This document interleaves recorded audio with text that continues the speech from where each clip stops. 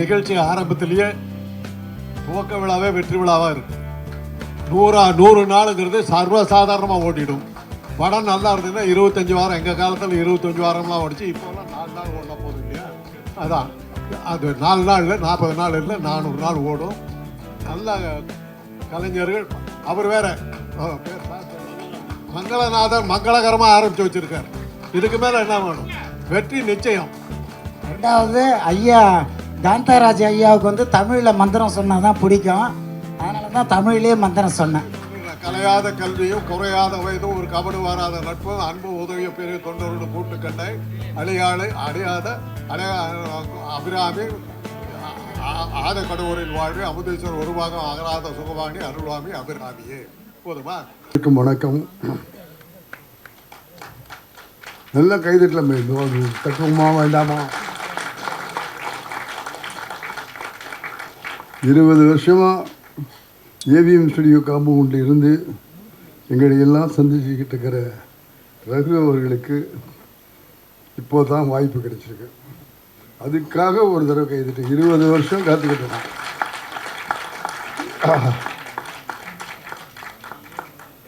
முதல்ல நான் காலம் கடந்து வந்ததற்காக உங்கள் எல்லார்ட்டையும் என்னுடைய மன்னிப்பை கேட்டுக்கொள்ள ஆசைப்படுகிறேன். எனக்கு முன்னால் எங்களுக்கெல்லாம் காட்ஃபாதராக இருந்த ஐயா அமைச்சர் ராஜாராம் அவருடைய சகோதரர் காந்தாராவ் சார் இங்கே உட்கார்ந்துருக்காரு. அந்த பயத்தோடையே மேடைக்கு வந்திருக்கேன். இன்றைக்கி விமர்சனம் பண்ணுறதுல தமிழகத்திலேயே முதல்ல இருக்கிறவர் ராஜா சாருடைய சகோதரர் டாக்டர் காந்தாராஜ் அவர்கள், அரசியல் விமர்சகர். அவருக்காக ஒரு தடவை கைதட்டியிருக்கேன். இல்லாட்டா உங்களையும் என்னையும் ரகுவையும் சேர்த்து விமர்சனம் பண்ணிடுவார்.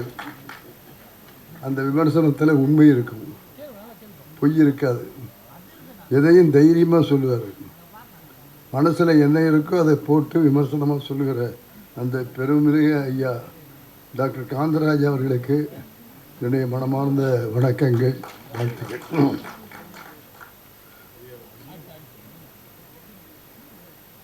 பெருமாள் கிரியேஷன்ஸுடைய தயாரிப்பில் அறியாத பசங்க அப்படிங்கிற தலைப்பில் இன்னைக்கு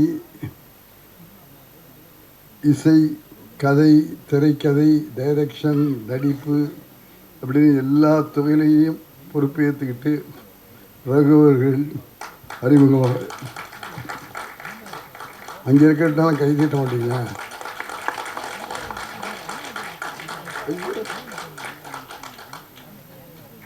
ரகு வளர வேண்டும், மிகப்பெரிய வெற்றியடை பெற வேண்டும் என்ற உத்வேகத்தோடு அவரை வாழ்த்துவதற்காக வந்திருக்கிறேன்.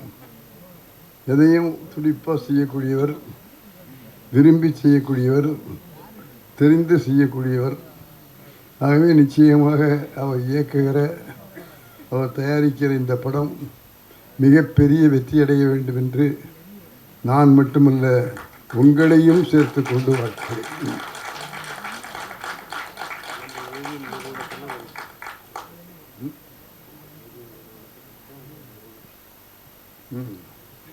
இதுதான் எனக்கு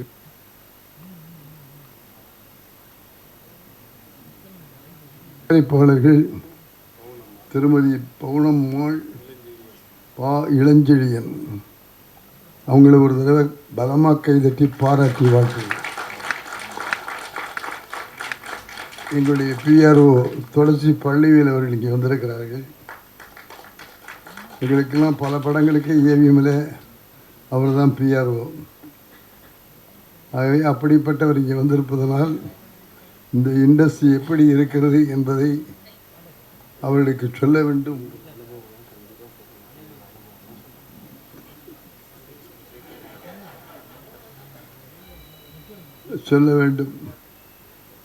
ஏன்னா நான் எப்போவுமே திருக்குறள் சொல்லி தான் என்னுடைய உரையை முடிப்பேன்.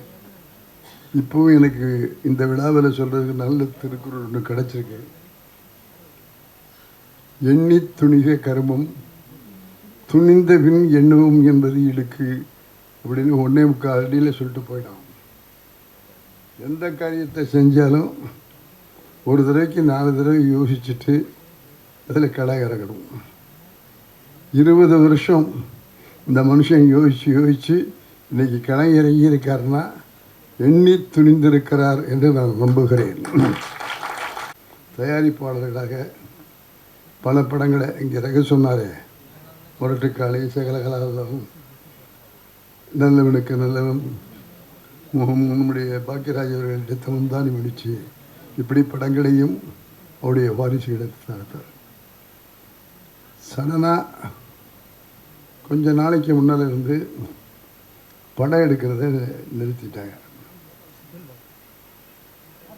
சரவணன் சார்ட்டையும் குமரன் சார்ட்டையும் நான் போய் இவ்வளோ பெரிய ஸ்டுடியோ வச்சுருக்கோம், இவ்வளோ ஃப்ளோர், இவ்வளோ ஆட்கள்னு சாதாரண ஆட்கள் இல்லை, 3 தலைமுறையாக ஏவிஎம்மில் வேலை செய்கிற கலைஞர்கள், பணியாளர்கள் எல்லாம் இருக்காங்க. அவங்களுக்கெல்லாம் என்ன அடுத்த வாழ்க்கை எப்படி? இப்படியே ஸ்டுடியோவை நஷ்டத்தில் நடத்திட்டு போனால் ஒரு நாளைக்கு நஷ்டமாக இருக்குது, ஸ்டுடியோவை மூடிடுவோம்னு சொல்கிற அளவுக்கு வந்துடுவீங்க. ஆகவே தயவு செஞ்சு எப்படியாவது படம் எடுங்க சார்னு போய் கேட்டால், முத்துராமன் நீங்கள் எங்களில் ஒருத்தர், எங்களுடைய சகோதரர், எங்களுடைய நல்லதுலேயும் கெட்டதுலேயும் பங்கு பெற்றவர், இங்கேயே வேலை பழகி இந்த ஸ்டுடியோலேயே டைரக்டர் ஆகி பல படங்களை இயக்கி கொடுத்துருக்குறீங்க. அப்படிப்பட்ட நீங்கள் சொல்கிறத நாங்கள் கேட்கணும், ஆனால் எங்களால் முடியல. ஆகவே உங்கள்கிட்டயே நாங்கள் ஒரு பதிலை எதிர்பார்க்குறோம். படம் எடுத்துட முடியும், ஆனால் அந்த படத்தை வியாபாரம் பண்ண முடியல. படத்தை எடுத்துட்டு நாமளே போட்டு பார்த்துக்கிட்டு இருக்க முடியுமா? அந்த போடுற பணத்துக்கான பெரிய லாபம் வரணும்னு இல்லை, எல்லா லாபத்தையும் பார்த்துட்டோம். நஷ்டம் இல்லாமல் படத்தை ரிலீஸ் பண்ணணும். அதுக்கு நல்ல தயாரிப்பாளர்களை, நல்ல விநியோகஸ்தர்களை கண்டுபிடித்து எங்களுக்கு கொடுங்க. நாங்கள் நிச்சயமாக படம் எடுக்கிறோம். படம் எடுக்க மாட்டோம்னு சொல்லலை, படம் எடுக்கிறோம். அதுக்கு வியாபாரம் பண்ண முடியலை, அந்த வியாபார தந்திரத்தை எங்களுக்கு சொல்லிக் கொடுங்க. நாங்கள் படம் எடுக்கிறோன்னு யார்? ஏவி மெய்யப்ப செட்டியாருடைய பிள்ளைகள் அவ்வளோ பேரும் அனுபவப்பட்டவர்கள், அப்பச்சியிடம் பயிற்சி பெற்றவர்கள். அவங்க சொல்கிறாங்க இல்லை, பல வருஷமாக படமே எடுக்கலைங்கிறத வருத்தத்தோடும் வேதனையோடும் உங்கள் முன்னாலே பகிர்ந்து கொள்கிறேன். பத்திரிகையாளர்கள், தொலைசீவியல் போன்ற பிஆர்ஓக்கள்லாம் இங்கே இருக்காங்க. அவங்க எல்லாரையுமே வச்சுட்டு சொல்கிறேன். ஆகவே படம் எடுப்பது கூட சுலபம், அதை வியாபாரம் செய்து லாபம் சம்பாதிப்பது என்பது மிகவும் கஷ்டமாக இருக்குது. ஆகவே நம்முடைய ஐயா அவர்கள் சொல்லுவார்கள், காந்தராஜ் அவர்கள் எல்லாத்த பற்றியுமே விமர்சனம் பண்ணுவாங்க. இதை பற்றி கூட அவர் விமர்சனம் பண்ணி இதுக்கு ஒரு விடிவு காலம் என்ன அப்படிங்கிறத அவர் சொல்லலாம். ஏன்னா எங்களுடைய படம் எப்போது வெளியானாலும் அவருக்கு 3 தியேட்டரில் அவர் ராஜாராம் சாருக்குன்னே சீட்டு போட்டு வச்சுருப்பாங்க. முதல் நாள் அன்றைக்கே அந்த படத்தை போய் பார்த்துட்டு எங்களை எல்லாம் வாழ்த்தினாலும் வாழ்த்துவார், திட்டினாலும் திட்டுவார். என்னடா அடுத்த முத்துராமான்னு கேட்பார். அந்த அளவுக்கு சினிமாவிலே அனுபவம் மிகுந்தவர் ராஜாராம் சார். அவருடைய சகோதரர் நம்முடைய காந்தராஜ் அவர்கள். அவர்களெல்லாம் சேர்ந்து இந்த சினிமாவை காப்பாற்ற வேண்டும். அந்த காப்பாற்றுவதில் முதல் ஆளாக நம்முடைய ரகு அவர்களும் இருக்க வேண்டும். ஆகவே இந்த தொழிலை பொறுத்தது நஷ்டமான தொழில், கஷ்டமான தொழில் அப்படின்னு நான் சொல்ல மாட்டேன். நல்ல தொழில். அந்த தொழிலை முறைப்படி செய்து திட்டமிட்டு செய்தால் நிச்சயமாக வெற்றி படங்களை நம்மளால் கொடுக்க முடியும். அப்படித்தான் எஸ்எஸ் வாசன் அவர்கள், நாயிரெட்டி அவர்கள், ஏவிஎம் அவர்கள் இவங்கெல்லாம் கொடுத்தாங்க. கை விரல் நுனியில் இந்த துறைகளை பற்றிய விவரங்களை வைத்திருந்தார்கள். படம் எடுக்கணும்னு சொன்னால் நாங்கள் போய் அப்பச்சி நல்ல நாள் பூஜை போடுவோமோ, நல்ல நாள் எப்போ வேணாலும் வரும், ஸ்கிரிப்ட் எங்கே, கதை எங்கே, ஸ்கிரிப்டை கொண்டாந்து என் டேபிளில் வச்சு ஓகே வாங்கின பிறகு பூஜை போடுங்க அப்படின்னு அந்த ஸ்கிரிப்டுக்கு மரியாதை கொடுத்த மனிதர் அந்த தயாரிப்பாளர்கள். அந்த ஸ்கிரிப்ட் இருந்தால் தான்ப்போ உன்னால் என்ன செலவு வரும். இங்கே படம் எடுக்கும்போது ஸ்கிரிப்டு தான் முக்கியம். அந்த ஸ்கிரிப்ட் இருக்கிறதுனால தான் நாங்கள் எல்லாம் புடச்சிக்கிட்டு வரோம். ஆகவே ரகுவுக்கும் சொல்கிறேன், உங்களுடைய யூனிட்டுக்கும் சொல்கிறேன், அந்த ஸ்கிரிப்டை பக்காவாக தயார் பண்ணிக்கிட்டு பிளான் போட்டு எந்த பட்ஜெட்டில் இந்த படத்தை முடிப்பீங்க அப்படிங்கிறத சொல்லிவிட்டு வேலையை ஆரம்பிச்சிங்கன்னா நிச்சயமாக நீங்கள் வெற்றி பெறுவீர்கள். வெற்றி பெற வேண்டும் என்று ஒரு மூத்த இயக்குனராக உளமாற மனமாற வாழ்த்துகிறேன். இதில் நடிக்கிறவங்க பேரெலாம் எனக்கு தெரியாது. அப்படிப்பட்ட நடிகர்களையும் ரமேஷ் கமல், சத்தியம், ஸ்டண்ட் ஹரிமுருகன், லிரிக்ஸ் பாரதி சிநேகன், புலவர் Chidambaranathan, PRO Karthik, design NV Akilan, இப்படி ஒரு புது குழு உருவாகி அறியாத பசங்கங்கிற இந்த படத்தை தயாரிக்கிறாங்க. அந்த குழு எப்படி வரணும்னு ஆசைப்படுறேன்னா, எங்கள் குழுவை விட அதிகமான படங்களை இயக்குகிறவர்களாக தயாரிக்கிறவர்களாக வர வேண்டும். அது காரணம் வேறு ஒன்றுமே இல்லை, அண்டர்ஸ்டாண்டிங். டைரக்டருக்கும் கேமராமேனுக்கும் நல்ல புரிதல் இருக்கணும்.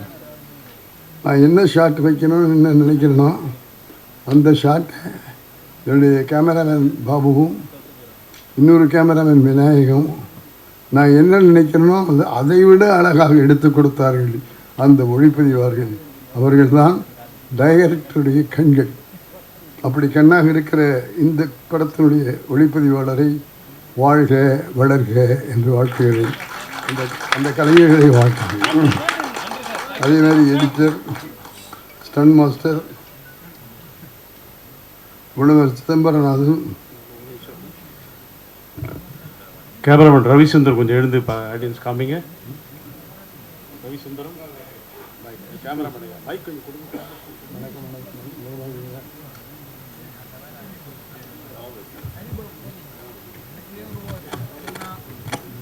கொரியோகிராஃபர் ரமேஷ் கமல் அவர் வந்து டான்ஸ் மாஸ்டர் ரமேஷ் கமல் மேடைக்கு வருமாறு அழைக்கிறோம். டான்ஸ் மாஸ்டர் அடுத்த டான்ஸ் மாஸ்டர் பாசமிகு சகோதரர் திரு சக்தி அவர்கள் மேடைக்கு வருமாறு அழைக்கிறோம்.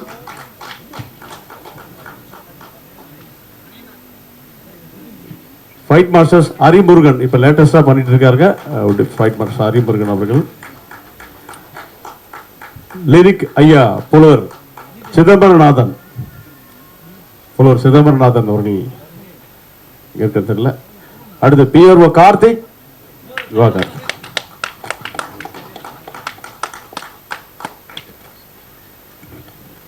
ஆகவே இவ்வளவு டெக்னீஷியன்ஸையும் ஒரு மூத்த இயக்குநர்கிற முறையில் பாராட்டுகிறேன், வாழ்த்துகிறேன். உங்கள் அத்தனை பேரையும் சேர்ந்துக்கிட்டு வருக வருக வருக என்று வரவேற்கிறேன். கைதிட்டு இந்த பிள்ளைகளை வாழ்க்கை. ஆகவே வெற்றி பெற்ற ஒரு இயக்குனர் என்னுடைய புலவர் சிதம்பரநாதன் பார்த்தேன் வெளியில பார்த்தேன். வாங்க சார். மூத்த ஒரு லிரிக் ரைட்டர் சார். கைகளை தட்டி உற்சாகப்படுத்தலாம். எல்லா நிறுவனத்துக்கும் எழுதியிருக்காங்க. எல்லாம் அழைச்சிட்டு நல்வழி காட்டி வெற்றி பெற வைங்க. ஆகவே வெற்றி பெற்ற ஒரு இயக்குனராக வந்து உங்களிடத்துல சொல்லிட்டேன். ஆகவே விஷயம் இதுதான். அதை ஒழுங்கா யாரோ பேசுறீங்க, கொஞ்சம் அப்டேட் பண்ணுங்க. ஃபோன் யாரோ பேசுறீங்க. அதை ஒழுங்கா நீங்கள் எல்லாம் கற்றுக்கிட்டு வேலைகளை செய்வீர்களானால் நிச்சயமாக சினிமா உலகத்தில்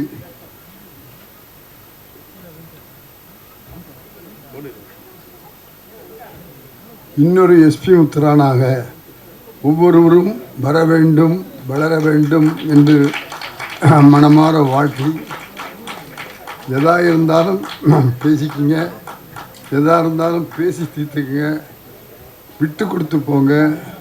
அனுசரித்து போடாதீங்க. அந்த காலத்திலேயே பழமொழி சொல்லி வச்சான், கோபத்தோடு எழுந்திரிச்சா நஷ்டத்தோடு உட்காரணும். யாரும் கோபத்தில் எழுந்திரிக்காத. ஏன் அந்த பிரச்சனை வந்ததுங்கிறத பார்த்து தெரிந்து கொண்டு அந்த பிரச்சனைகளை உங்களுக்குள்ளேயே தீர்க்குங்க. நிறைய பேர் புருஷன் முண்டாட்டியாக வந்திருக்கீங்கன்னு நினைக்கிறேன். இப்போ புருஷன் முண்டாட்டிக்குள்ளே சண்டை அதிகம் வந்தால் என்ன ஆகுது தெரியுமா? எங்கே போகிறாங்க தெரியுமா? வாழ்க்கையில் எங்களால் சேர்ந்து வாழ முடியல, டைவர்ஸ் கொடுங்கன்னு டைவர்ஸுக்கு போகிறாங்க. இல்லை, வாழ்க்கை என்பது நம்முடைய கையில் இருக்குது. புருஷனும் பொண்டாட்டியும் விட்டு கொடுத்து போனால் டைவர்ஸை பற்றிய பிரச்சனையே நமக்கு வராது, வரக்கூடாது. ஏன் புருஷன் பொண்டாட்டி தானே கல்யாணம் பண்ணிக்கிட்டீங்கல்ல, எல்லாத்துலேயும் சமமாக இருக்கணும்னு ஆசைப்படுறீங்கல்ல, அப்புறம் என்ன? உங்கள் குறைய அவங்ககிட்ட சொல்ல, அவங்க குறைய உங்கள்கிட்ட சொல்லட்டும். நான் சண்டை அடிச்சிக்க வேண்டாம்னு சொல்ல. சண்டை அடிச்சிக்காமல் இந்த உலகத்தில் இருக்க முடியாது. ஆக புருஷனும் பொண்டாட்டியும் சண்டை அடிச்சிக்க வேண்டாம்னு இல்லை, சண்டை அடிச்சுக்குங்க. சண்டை அடிச்சுக்கிட்டால் தான் பிரச்சனை சால்வ் ஆகும். ஆனால் ஒரே ஒரு விஷயம், சண்டை அடிச்சிக்கும் போது ஹாலில் உட்காந்து பிள்ளைங்க முன்னாலேயோ உறவினர்கள் முன்னாலேயோ அடிச்சுக்காதீங்க.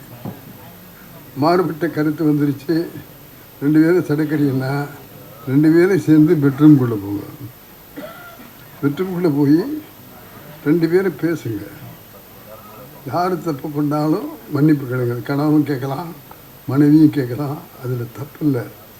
அது தவறு நடக்குதுன்னா அந்த தவறை திருத்திக்கிங்க.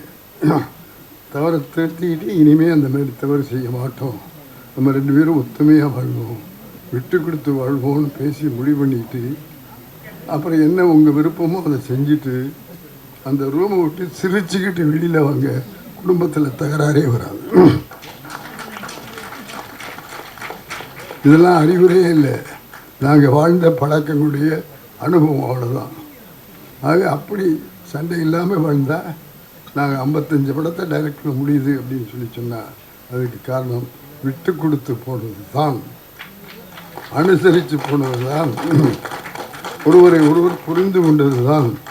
ஆகவே அப்படி நீங்கள் அத்தனை பேரும் வாழ்ந்து இந்த அறியாத பசங்க அறிந்த பசங்களாக திரையுலகுக்கு தெரிந்து வந்து வெற்றிகளை பெற வேண்டும் என்று வாழ்த்துக்கிறேன். அதற்காக உதவி செய்து கொண்டிருக்கிற நம்முடைய தயாரிப்பாளர் பூனம்பாள், இளஞ்செழியன் இருவரையும் மனசார கைதட்டி பார்த்துக்க. ஆகவே திட்டமிட்டு கரெக்டாக செயல்பட்ட சினிமாவில் நஷ்டம் வருதுன்னு சொல்கிறாங்களே, இல்லை, நல்ல லாபம். நாய் ரெட்டியார் சம்பாதிக்கலையா? ஏவி மெய்யப்ப செட்டியார் சம்பாதிக்கலையா? பிரசாத்தன் இங்கே ஒருத்தர் இருக்கார், அவர் சம்பாதிக்கலையா? மொத்தம் நல்ல முறையில் தொழிலை செஞ்சால் நிச்சயமாக நாம் வெற்றி பெறுவோம், வெற்றி பெற வேண்டும் என்று உளமாற மனமாற வாழ்த்தி, எண்ணியர் எண்ணியாங்க எய்தியர், எண்ணியர் திண்ணியராக என்ற பொருளை சொல்லி நாம் நினைக்கிற லட்சியத்தில் உறுதியோடு இருந்து கடுமையாக உழைத்து நம்பிக்கையோடு வாழ்ந்து ஒழுக்கத்தை கடைப்பிடித்து வாழ்மையானால் வெற்றி நீங்கள் தேடி போக வேண்டாம், வெற்றி உங்களை தேடி வரும் சொல்லி இது உண்மையான வார்த்தை. நான் ஏவிஎம் ஸ்டுடியோவில் சேர்ந்து எத்தனை வருஷம் ஆச்சு தெரியுமா? 60 வருஷம். சூப்பர் ஸ்டார் ரஜினியோடையும் கமலோடையும் சேர்ந்து எத்தனை வருஷம் ஆச்சு தெரியுமா? இப்போ தான் ரஜினிக்கு 50வது ஆண்டு கொண்டாடணும். 50 வருஷமும் ரஜினியோடு கூடவே இருந்திருக்கிறேன், கமலோடு கூடவே இருந்திருக்கிறேன். ஏவிஎம் ஸ்டுடியோவில் எல்லோரும் வருவாங்க, எல்லா நடிகர்களும் வருவாங்க, எல்லா டெக்னீஷியன்ஸும் வருவாங்க. நான் படம் பண்ணி 10 வருஷம் ஆச்சு, எல்லாம் ஞாபகத்தில் வச்சுக்கேன். 10 வருஷம் நான் படம் பண்ணலை. ஆனாலும் ஏவிஎம் ஸ்டுடியோவுக்கு வருகிற கலைஞர்கள் என் அறைக்கு வந்து என்னை பார்த்து என்னிடம் வாழ்த்து வாங்கி கொண்டு இன்றைக்கும் போகிறார்கள் என்றால் அதற்கு காரணம் நான் அவர்களோடு பழகிய பழக்கம், அந்த நட்பு. நீங்களும் அப்படி இருந்தால் உங்களையும் தேடி வருவாங்க. ஆகவே வாழ்க்கை என்பது யார் கையில் இருக்கு? வேறு யார கையிலையும் இல்லை, நம்ம கையில் இருக்கு. நீ வாழ்கிற வாழ்க்கை முறையில் தான் உங்களுக்கு வெற்றி உன் கையில் இருக்கு. நாங்கள் வெற்றி பெற்றோன்னா அந்த வெற்றி சும்மா வெற்றி இல்லை, நான் சொன்ன இவ்வளோ விஷயங்கள்னால தான் வெற்றி பெற்றோம். அதை உங்களுக்கு நான் சொல்லியிருக்கேன். சார் மீடியா கொஞ்சம் பேசாம இருக்கு சார் ப்ளீஸ். பெரியவங்க பேசுறாங்க, பேசிட்டே இருக்கீங்க நீங்க. கொஞ்சம் ப்ளீஸ் பேசாம இருங்க. வெற்றி பெற வேண்டும், வெற்றி பெற வேண்டும் என்று வாழ்த்திட்டு போல நாங்கள் எல்லாம் எப்படி வெற்றி பெற்ற என்பதை உங்கள்கிட்ட சொல்லிட்டு போகிறோம். ஆகவே அதை பின்பற்றுங்கள், வெற்றி பெறுங்கள். ஐசியூவில் இருக்குங்கிறாங்க அந்த பத்திரிகையாளர்கள். சினிமா வந்து ஐசியூவில் இருக்கு, அதை தேர்த்த முடியாதுன்னு சொல்ல இல்லை, தேர்த்த முடியும். முந்து போயிருக்கிற அந்த சினிமாவை, வெற்றி சினிமாவை இன்றைக்கு இருக்கிற புதிய இளைஞர்கள் உருவாக்க முடியும். அந்த அளவுக்கு விஞ்ஞானம் வளர்ந்திருக்கிறது. ஒரே ஒரு விஷயத்தை சொல்லி ஒரே முடிக்கிறேன். ஆர்டிஃபிஷியல் இன்டெலிஜென்ஸ் அப்படின்னு ஒரு துறை புதுசாக வந்திருக்கு. இயற்கையான நுண்ணறிவு அப்படிங்கிற துறை. அந்த துறையில் இப்போது இருக்கிற கம்ப்யூட்டர் மட்டும் இல்லை, இதைவிட அதிகமாக அந்த துறை நமக்கு பயன்படும் என்று சொல்லுகிறார். வந்துச்சுல்ல ஆர்டிஃபிஷியல் இன்டெலிஜென்ஸ் இன்னொரு துறை வந்திருக்கு. இதில் எத்தனை பேருக்கு தெரியும்? இந்த சினிமா அந்த அம்மாவுக்கு தெரிஞ்சிருக்கு பாரு. முத கைது கொடுத்தே அம்மா தான் பார்த்துங்க. ஏன் இதை சொல்லேன்னா, 70 வயதான உலகநாயகன் கமலஹாசன் அமெரிக்கா போய் இந்த ஆர்டிஃபிஷியல் இன்டெலிஜென்ஸுங்கிற படிப்பை படித்து கொண்டிருக்கிறார் என்பதை பெரும் மகிழ்ச்சியோடும் இப்படி எல்லாரும் இருக்கும் கற்றுக்கணும். புதுசாக என்னென்னமோ வருது. ஏஐக்கு பிறகு அதுக்கு பிறகு இன்னொன்று வந்துருச்சுங்கிறாங்க. அதெல்லாம் யாருக்காக வந்திருக்கு? நமக்காக தான் வந்திருக்கு. அவையெல்லாம் நாம் கற்றுக்கொள்ள வேண்டும். அதுக்கு உதாரணமாக எடுத்துக்காட்ட என் பிள்ளை கமலஹாசன் இன்றைக்கு அதனை படித்து அமெரிக்காவிலிருந்து அந்த விஷயங்கள் எல்லாம் கற்றுக்கொண்டு வந்திருக்கிறார். அமெரிக்காவுக்கு போய் படித்து விட்டு வருகிறார் என்பதை உங்கள் முன்னாலே பதிவு செய்கிறேன். இந்த அம்மாவுக்கு என்னுடைய ஸ்பெஷல் பாராட்டு. கைதட்டுங்க. அவங்க அதை படிச்சுட்டு வந்துருக்காங்க. அது புதுசாக வரக்கூடிய விஷயங்களை நம்ம கற்றுக்கணும். அந்த கற்றுக்கணுங்கிற ஆர்வம் இருந்ததுனால தான் கமலஹாசன் நடிகனாக மட்டும் இல்லை, சிறந்த இயக்குனராக, சிறந்த கவிஞனாக, சிறந்த திரையுலக நிபுணனாக அவன் வாழுகிறான் என்றால் அவன் அத்தனையும் படித்து கற்றுக்கொண்டு அதை திரைக்கு கொண்டு வந்திருக்கிற பெருமை கமலஹாசனை சார். இந்த ரஜினிகாந்த் இருக்காரு, ஒரு பாலச்சந்திர சாரெல்லாம் அறிமுகப்படுத்தப்பட்டார். அதன் பிறகு பூனாவரி கலைஞர் படத்தில் தான் எங்கிட்ட வந்து சேர்ந்தார். அவர் வரும்போது வில்லனாக வந்தார். அப்போ நானும் பஞ்சு அருணாச்சலம் பண்ணோம். இந்த வில்லன் கேரக்டர் பண்ணுற ரஜினிகிட்ட பர்ஃபார்மன்ஸ் இருக்குது. ஆகவே அவரை ஹீரோவாக போட்டு, வழக்கமாக ஹீரோவாக நடிச்சுக்கிட்டு இருக்கிற சிவகுமாரை வில்லனாக போட்டு ஒரு வித்தியாசமான ஒரு படம் எடுப்போம் அப்படின்னு எடுத்த படம் தான் பூனாவரி கேள்விக்குரிய. அந்த படத்தில் ரஜினியை ஹீரோவாக போட்டோன்னு எல்லாருக்கும் சந்தேகம். சார் வில்லனாக வந்திருக்க பையனை போய் ஹீரோவாக போடுறீங்கன்னா, யோ நானும் பஞ்சனன் எடுக்கிற முடிவை யாரும் மாற்றக்கூடாது அப்படின்னு சொல்லிட்டு அவர் ஹீரோவை போட்டு சிவகுமாரை வில்லனாக போட்டு எடுத்த படம் பூனாவரி கேள்விக்குறி. அந்த படத்தில் ரஜினி சாருக்கு 4 டைலாக் பேசுகிறார், 4 லைன் பேச மாட்டார்.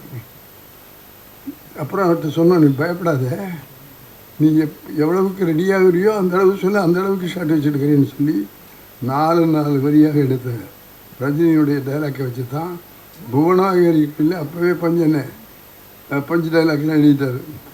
அந்த பஞ்சு டைலாக்லாம் சொல்லி தனக்குன்னு ஒரு நடிப்பை வில்லத்தன்மை இல்லாமல் அந்த பஞ்சஸ் எல்லாம் சொல்லி அந்த வேலைகளை கற்றுக்கொண்டு தமிழை தமிழாக படித்து 4 வரை பேச தெரியாத ரஜினிகாந்த் இன்னைக்கு மேடை சொற்பொழிவாளராக இருக்கிறார் என்றால் அது காரணம் அந்த உழைப்பு. ஆகவே நாங்கள் வெற்றி பெற்றவர்களெல்லாம் ஒரு நாள் ராத்திரியில் இருந்தவங்க இல்லை. அவைகளையெல்லாம் கற்று தெரிந்து கொண்டு படித்து ஆதாரபூர்வமாக வெற்றி பெற்றிருக்கிறோம். ஆகவே எங்களுடைய வெற்றியிலே எங்களுடைய உழைப்பு இருந்திருக்கிறது, கற்றுக்கொள்ள வேண்டும் என்ற திறமை என்ற நோக்கம் இருந்திருக்கிறது, நம்பிக்கை இருந்திருக்கிறது. ஆகவே வெற்றி பெற்றால் நம்ம சம்பாதிச்சாட்டுன்னு நினைக்காத, அதுக்கான விலைகளை நாங்கள் கொடுத்துருக்கிறோம். சினிமாவில் நாங்கள் பேர் வெற்றி தவிர என்னை பொறுத்தளவு பார்த்தீங்கன்னா நான் குடும்பத்தில் வெற்றி பெறேன். சரியான குடும்பத் தலைவனாக இல்லை, தெரியும் துளசி பள்ளிக்கலாம். ஆகவே ஒன்றை இழந்தால் ஒன்றை பெறலாம் என்பதை போல கஷ்டப்பட்டு உழைச்சி பெற்றோம். இதையெல்லாம் மனசில் வச்சுங்க. அப்படி கஷ்டப்பட்டு கற்றுக்கொண்டு திறமையோடு உழைத்தால், நம்பிக்கையோடு வாழ்ந்தால் நீங்களும் வெற்றி பெறுகிறீர்கள். வெற்றி பெற வேண்டும். எண்ணியது எண்ணியாக எய்கிறது, எண்ணியது நீராக பெற்ற குரலை சொல்லி வாழ்க வளர்க என்று இங்கே உள்ளவங்களையும் வாழ்த்துறேன், இங்கே உள்ளவங்களையும் வாழ்த்துறேன். ஆகவே வாழ்க்கை நங்கையில் இருக்கிறது, வெற்றி நங்கையில் இருக்கிறது. வணக்கம். கிளாசிஃபைட் ஆட்ஸ், டிஸ்ப்ளே ஆட்ஸ், சிறிய விளம்பரம் முதல் பெரிய விளம்பரம் வரை அனைத்து கடைகளிலும் வீடுகளிலும் இலவசமாக டிஸ்ட்ரிபியூஷன் செய்து தரப்படும். சென்னை எக்ஸ்பிரஸ் நியூஸ் பேப்பரில் always your neighbourhood news paper.